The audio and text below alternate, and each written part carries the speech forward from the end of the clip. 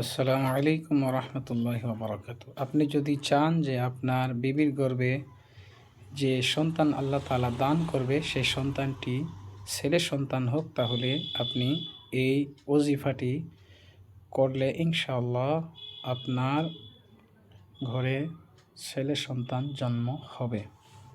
হযরতে সাইয়্যিদুনা আবু শুআইব রহমাতুল্লাহি আলাই, ইমাম আতা রহমাতুল্লাহি আলাই থেকে বর্ণনা করেছেন যে যে ব্যক্তি এটা চাবে যে তার বিবির গর্ভে সন্তান ছেলে সন্তান হোক, তাহলে সে যেন তার নিজের হাত তার বিবির পেটের উপর রেখে এইভাবে পড়ে, ইন কানা যাকারান ফাকাদ সাম্মাইতুহু মুহাম্মাদা, অর্থাৎ যদি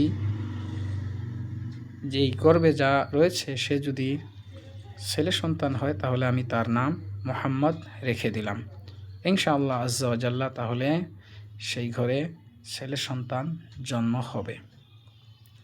এটা ফাতাওয়ায়ে রিজভিয়ার হাওয়ালায় লেখা হয়েছে। আমির আহলে সুন্নাত ইলিয়াস আত্তার কাদরি এই কিতাবটি লিখেছেন।